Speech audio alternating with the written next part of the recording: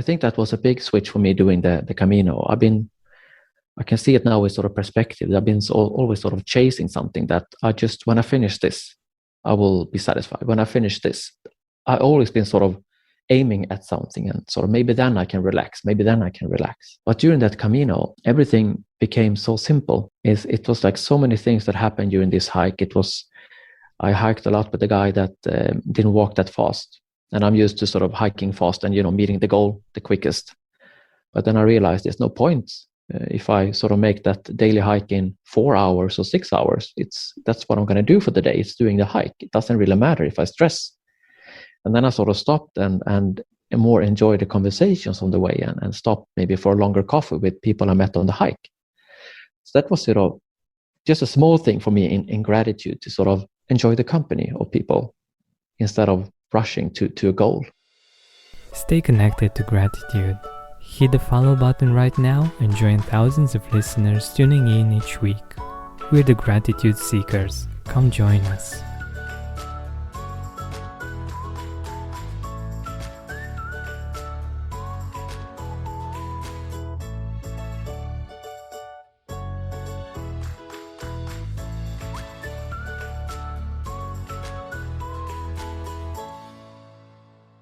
Hi, Gratitude Seeker. Our guest today is a Swedish entrepreneur, change maker, inspirational speaker, and life coach.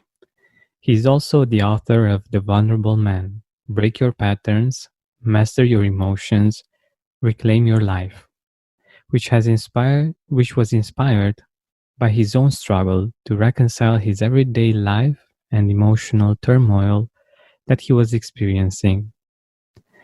As a HSP himself, Anderson tells the story of his own struggle with burnout to ensure that others might learn or relearn how to listen to their inner voice and how to handle their emotions in an overwhelming world.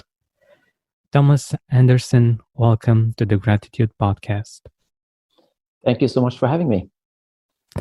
It's my pleasure. So let us know a little bit more about you, about your story.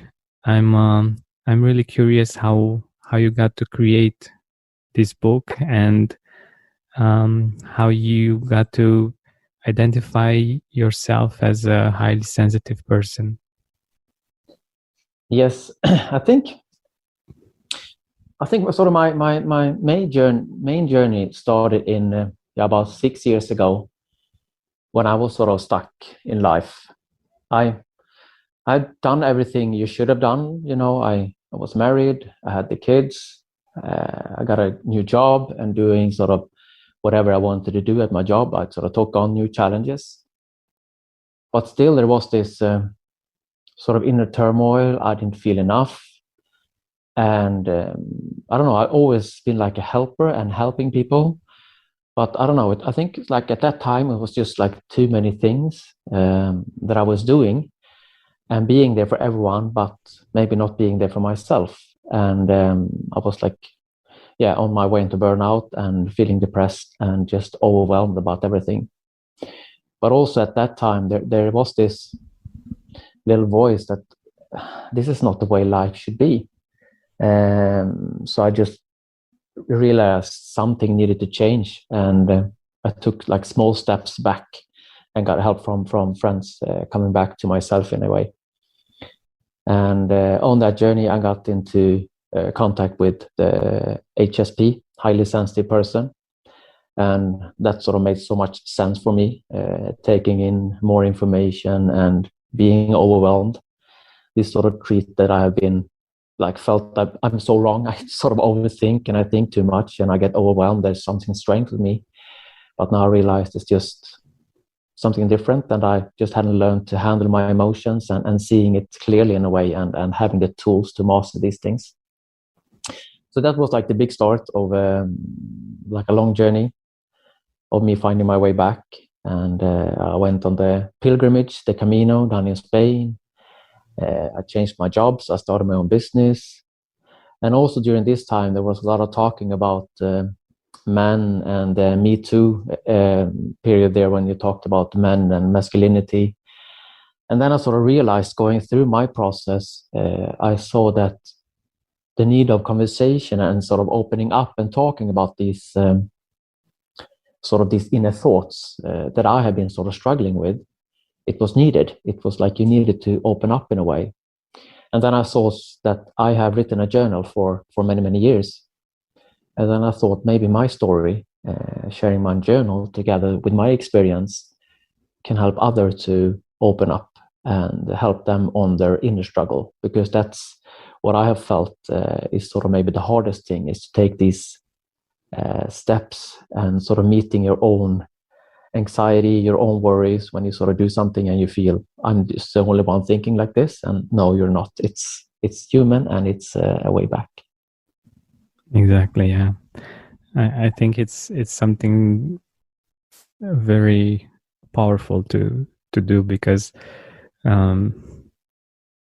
we are wired in a way that being vulnerable means that we might die, actually, if we take it to the end of it all. And we might be rejected by others. We might be cast outside the group, outside the tribe.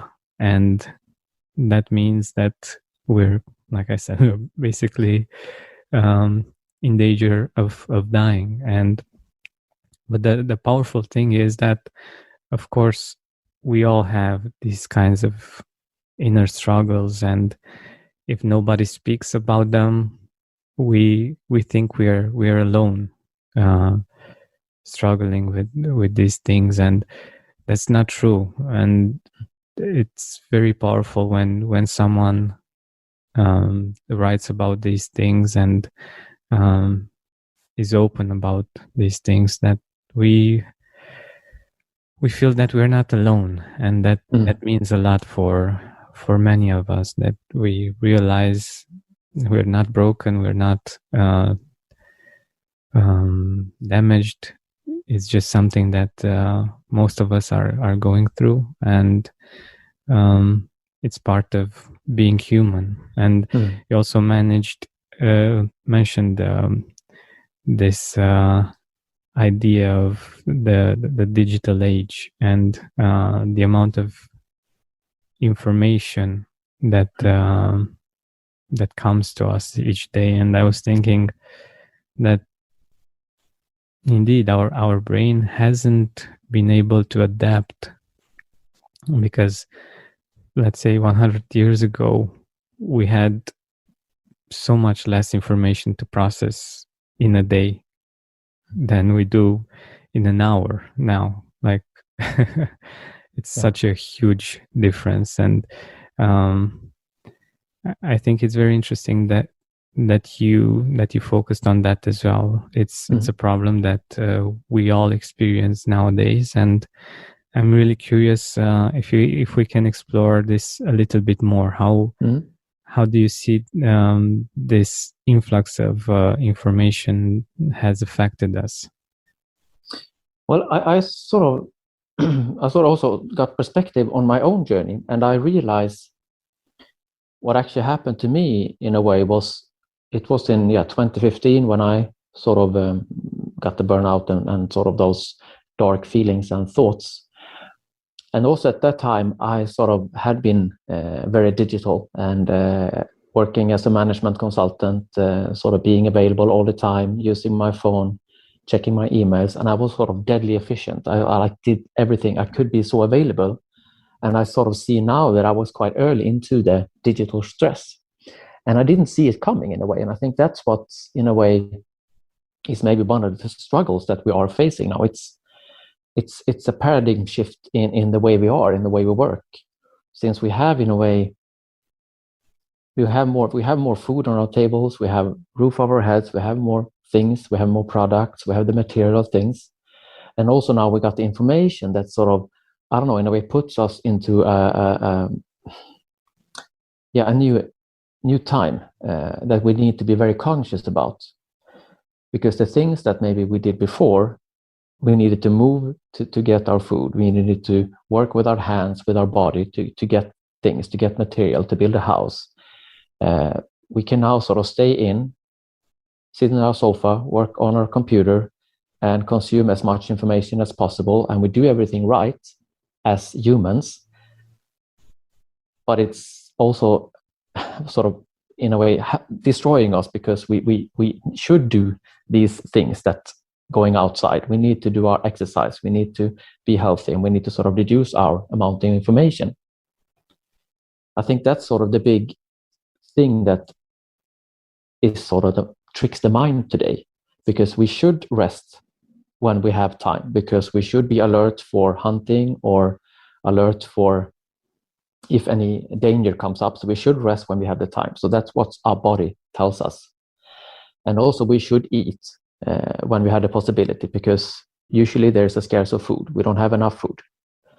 And also the next thing then with information is that we should check for information. Are there any risks?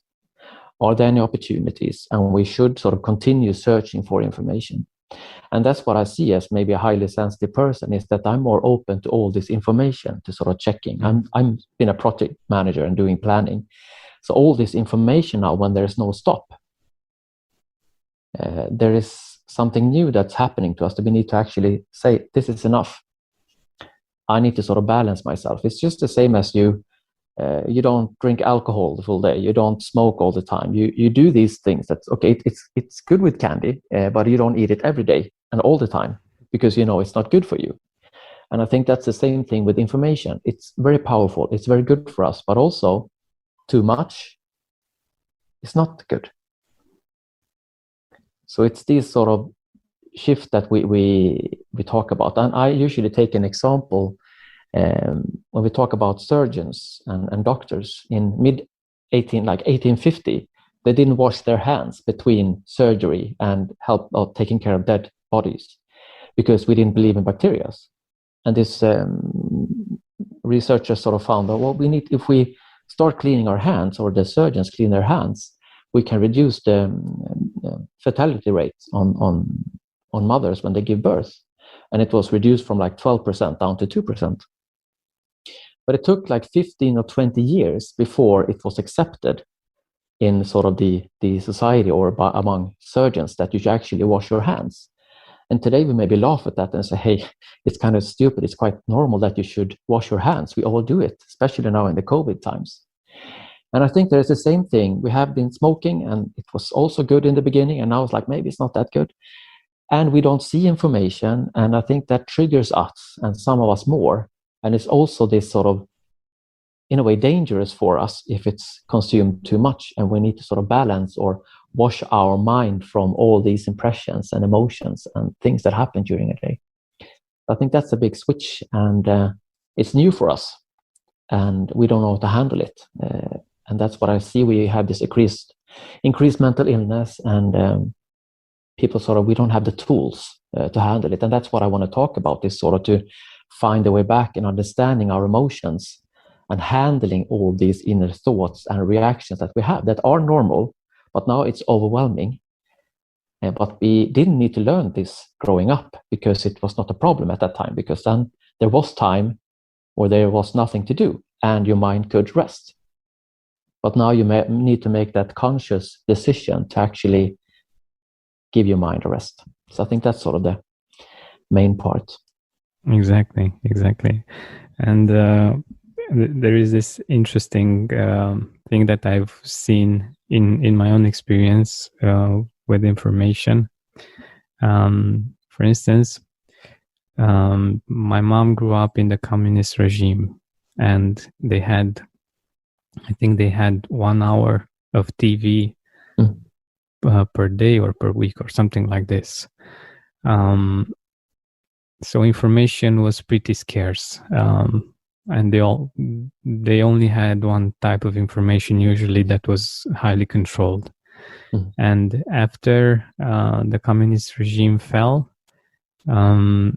she was very interested in finding out new things and getting information. And as I grew up, she wanted to give me that, to share as much information with me as possible, because she didn't have access to that.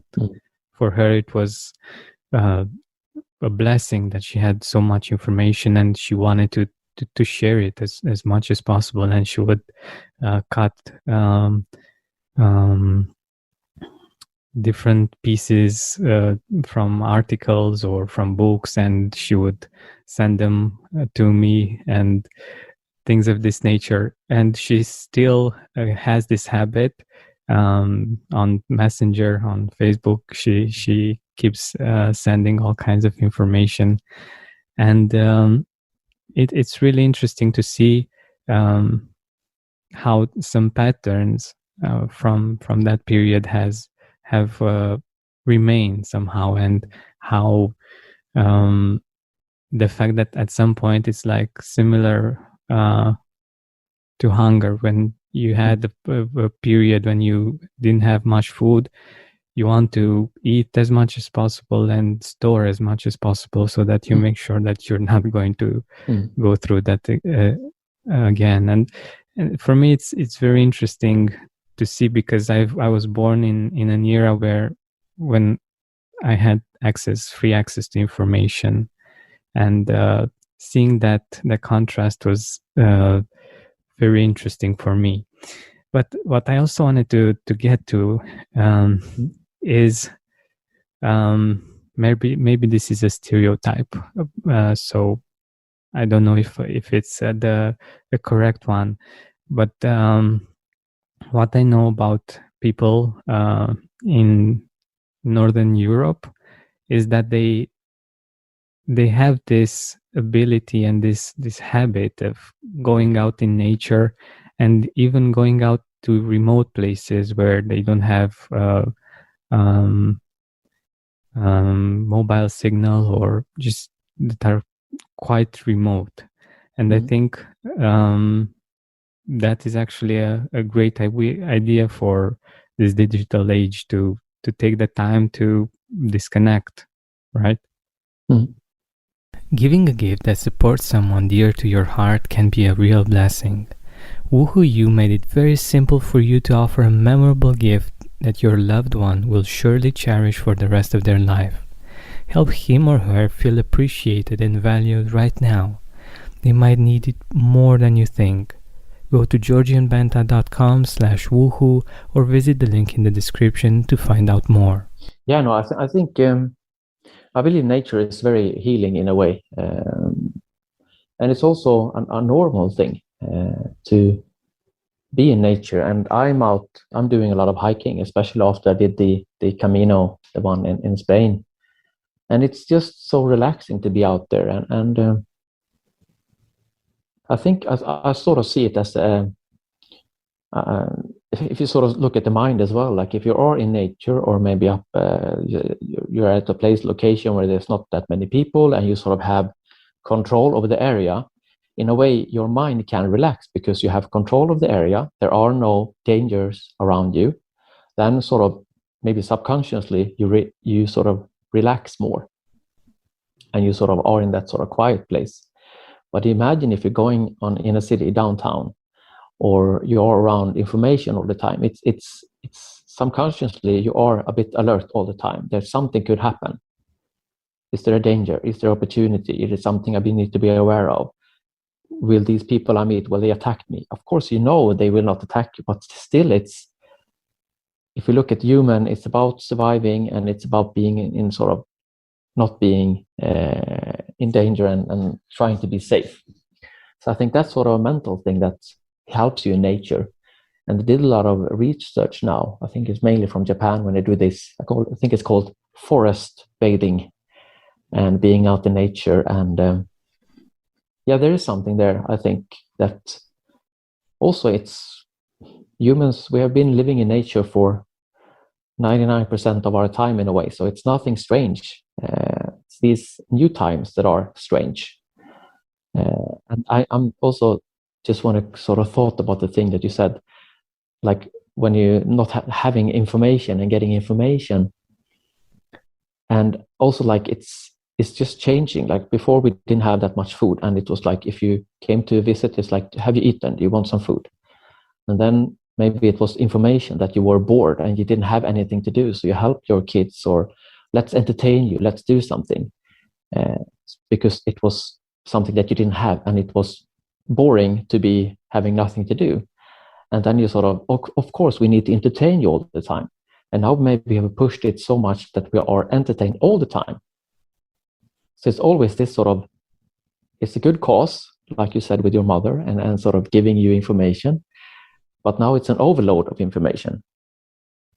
And it's also that switch of, yes, for me, nature is a good way just to, maybe it's also helping you to distance because there's nothing you can do. And also you can add movement. I do a lot of hiking, and it's, you just walk there in the woods, and it's very sort of soothing for your body. I remember when I did the hike in Spain, and I met this Italian lady, and we talked about hiking and what's soothing with doing the hike. And she said, well, by hiking or by walking, you melt the snow in your body. And that's sort of really touched me in a way, that it's because of when I was on my Camino, so I just gone through a divorce. And I was, very sort of sad and upset. It's been a very upsetting times. And it was just so right doing this hike, because just walking and you can just feel maybe some emotions came up and you were crying, and it was just like, but you just continue walking, and it was like just cleaning your body in a way. And that sort of helps me so much now as well. It could be when I have busy times, I just sort of have my fallback sort of strategy. If I'm overwhelmed, if it's too much, I know, okay, let's go into nature. Let's go for a hike. Let's go for a walk. Let's do something, because it helps me to relax. So I think that's, especially during these last years when it's been, of course, in Sweden, maybe we've been able to move around more than in other parts of the world. But for me, like doing the hikes and doing outdoor things, it's been very, very soothing. It's not that you maybe are sort of have the happy feeling all the time, but still it's accepting it and just sort of giving your body the time to digest the things that goes on. Exactly. And one of the things that most of the guests on the Gratitude podcast have shared is that nature is being in nature, and nature itself is a great way to reconnect with gratitude. And I'm curious to find out more about your perspective on gratitude. Like, how do you define it? What is gratitude for you in your perspective? Yeah, I think, there's so many dimensions in a way on gratitude, but for me, it's being thankful for the small things, thankful for the things that you have around you, and also, I think that's actually reflect on what you have, because sometimes it's been that we're chasing things so much. I think that was a big switch for me doing the Camino. I can see it now with sort of perspective. I've been always sort of chasing something that when I finish this, I will be satisfied. When I finish this, I've always been sort of aiming at something, and sort of maybe then I can relax. But during that Camino, everything became so simple. It was like so many things that happened during this hike. I hiked a lot with a guy that didn't walk that fast. And I'm used to sort of hiking fast and, meeting the goal the quickest. But then I realized there's no point if I sort of make that daily hike in 4 hours or 6 hours. That's what I'm going to do for the day. It's doing the hike. It doesn't really matter if I stress. And then I sort of stopped and more enjoyed the conversations on the way, and stopped maybe for a longer coffee with people I met on the hike. So that was sort of just a small thing for me in gratitude, to sort of enjoy the company of people instead of rushing to a goal.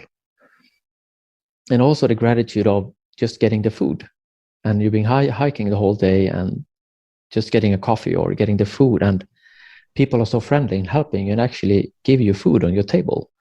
That's also maybe things we take for granted, but it's also these small things that I think we need to stop somehow and maybe think, when was the last time that you were actually hungry or hadn't eaten for a long time? And just like stop, no, maybe that was a very long time ago. Maybe you've been a bit hungry, but maybe not really if you compare to other parts of the world that actually don't have food. And stopping back there and sort of seeing things that we take for granted today, it's, in a way, you look back a couple of 100 years, it's a luxury. And also seeing what your parents and what other people have done for you, even though maybe you feel a situation that it's, this have a bad situation and this has happened, but still, there are still people around you that are fixing things and helping you and have a good heart. Of course, there's people that maybe don't do that, but the majority are like you and me and the people listening and the friends you have. It's good people, and they do the best with what they have. It's maybe a long answer on gratitude, but I think it's so many things to think about. And I think one last bit that I think made a big impact on me doing this, and coming back to the Camino still, but it was that when you're doing this hike, you go like 25 kilometers a day, and you have your backpack, and you have like 3 t-shirts, 3 pairs of underwear, you have your jacket, and you have sort of the water bottle and things like that. And I just remember one day, or sort of, I think it was one evening, and I sort of packed my backpack because you want to be ready in the morning to start the hike. I realized how different it was for me. I was sleeping in a room with 12 more people. I've been usually sort of working in the business and traveling and living at hotels and having this sort of that kind of life. But here I was so free. I had everything I needed in my backpack. I had my shoes. I knew that tomorrow I'm just going to pack my bag. I'm just going to make sure that I have everything with me. But then I'm going to hike to the next place. I'm going to sleep there. And it was just so simple. And it's made my life so much simpler also now coming forward. I don't need that many things. You always meet people around you, and it's being sort of, I think I've been also been sort of hooked into the material things, that we don't need that much, but it can also hold us back, that we want that house, we want that car, we want that TV, we want this and want this. But all these things actually also stops us from living in a way. So for me, sort of gratitude is coming also back to the simple things, and seeing people, and being grateful for the things that you get, and also from people helping you and also helping others. Long answer, but I think that's sort of one perspective on gratitude. I loved it. And I think you pointed out so many of the important things about gratitude and about life in general. I think I love the example that you mentioned with the friend that you were hiking with, and it makes so much sense, and it's so perfect for someone that wants to do everything fast and maybe to be the first one, or things of this nature, to get that goal as soon as possible. And yes, sometimes it's just about being patient and just enjoying the journey, and seeing the things that are going on around you and appreciating them. And that's such a beautiful perspective, and it's very related to gratitude and to what actually matters in life, and what actually makes us feel grateful. Because of course there is a certain satisfaction with being good at things and reaching goals fast. But when does that end, actually? Because it's like, okay, I'm reaching this goal very fast. I'm making these sacrifices. I'm, I don't know, cutting off relationships so that I can make sure I get this done as soon as possible. And then I get it done. I get the goal, and then what happens? Well, there's the next one, and you keep on doing the same thing, and hopefully at some point you realize, okay, what am I actually doing here? No, I agree, and I think I see it also as a process that we have gone through.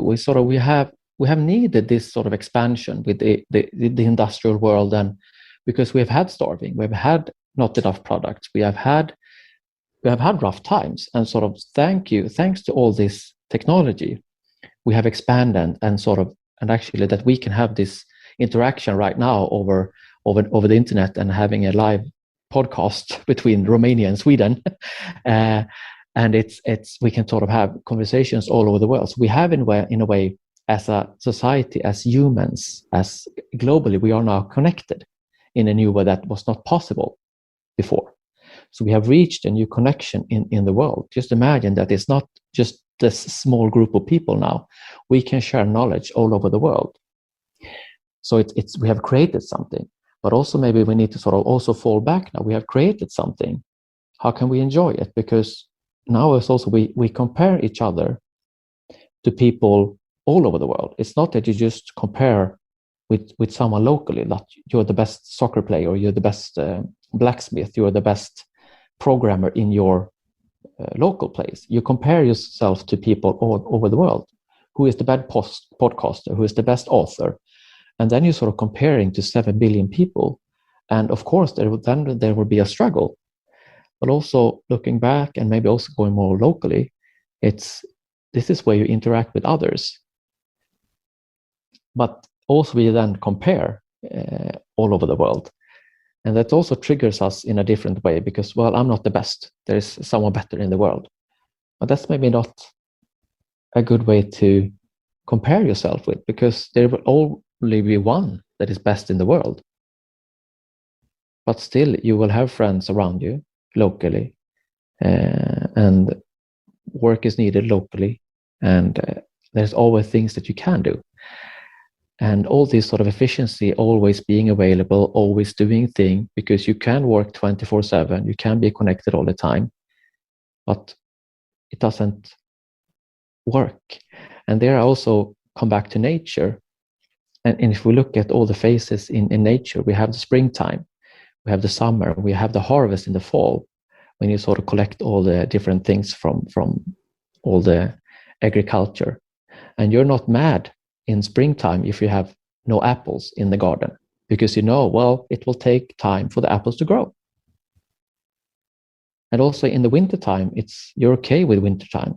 You don't wake up the bear that sleeps because it's sleeping now and it's wintertime, and you relax. You actually take a step back, which we as humans also did before we had the electrical light. It was a different phase. But now, since we have pushed ourselves so hard, we have the possibility, and mentally, maybe we need to sort of think that we need to sort of take advantage of all the times. We need to do things. We need to do all these things. But do we?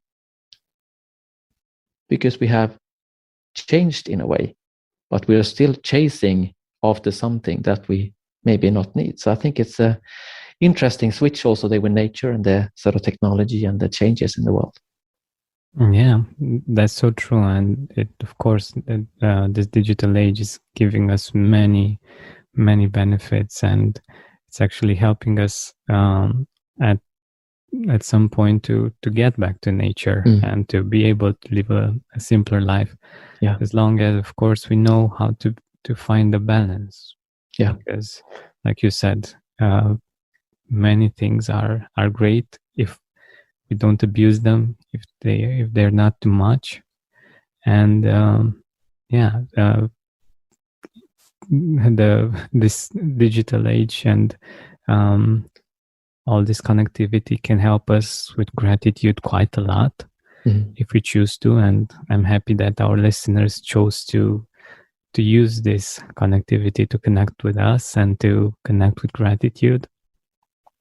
But of course, it can also have a negative impact if we are using it too much, and balancing it out with nature and with disconnecting from all of this information is very important, because I think that the biggest risk here is that we're not aware of how much information is coming towards us. We got used with it, and we don't see how hard it is for our brain, for our bodies to take it in. And I think once we find the time to to disconnect, to go out in nature, and we realize how good that feels and how simple it is. Then we can see the contrast and find ways to get this balance, because it's so important if we want to experience more gratitude, for instance. And I was very curious if you have any tips for our listeners regarding gratitude, like if you have some habits that you would recommend our listeners. I think one of the main thing, as we talked about, maybe the digital world, to like if you're, I have been very affected by the digital world, and because I'm a sort of an empath and helper, and I want to be for everyone, and maybe be aware that you are one of those persons that want to be there for everyone. Then it's also sort of maybe an inner struggle, that because you want to help the world, but also there just helping one person is also a good achievement. So also having that gratitude of also see the things that you do, even though, well, there's so much more to do. Yes, but think of what you have achieved. See what you sort of create around you. I think that's one of the things.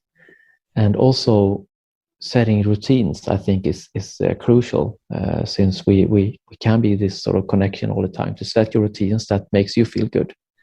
Start the day in a way that helps your body to wake up, and set different kind of routines, that maybe exercise or doing some meditation in the morning. It doesn't need to be that you do 2-hour thing. Do a 15 or 30 minutes or 5 minutes or whatever.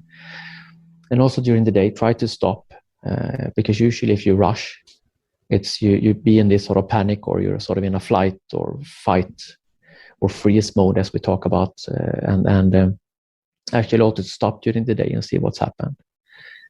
And also end the day with also this sort of time to reflect. What did I do today? What am I grateful about? Because if you do these small things during a day, you can see that you have done a lot, and you can be more satisfied with what you do. And also be grateful to yourself and the things that you actually accomplish. And even though if it's small things, you might think this is nothing, but see these small things, because it's all these small things that makes a difference. It's not when you have finished your life or when you retire. It's all these things during a day. Then you sort of see life in a different way, I think. So it's I realize I'm maybe the person with long answers, but that's my perspective. No, that's perfect. That's perfect. I love long answers, and I love how thoughtful you are when you're answering a question. So I really appreciate that. So we're nearing the end of our time together, and I wanted to ask you, where can our audience get The Vulnerable Man, the book? Yes, The Vulnerable Man is available on Amazon. So it's The Vulnerable Man, and just search for it there. Or you can also check my website. It's thomasanderson.se. So that's where you can find me. Awesome. Or on websites and Instagram and things like that. Perfect. Thank you very much for your time, for being here with us, and for sharing all of these amazing ideas with us. Thank you. Thank you for having me. Hey, Gratitude Seeker, thank you so much for taking the time to listen to this interview. I really appreciate it.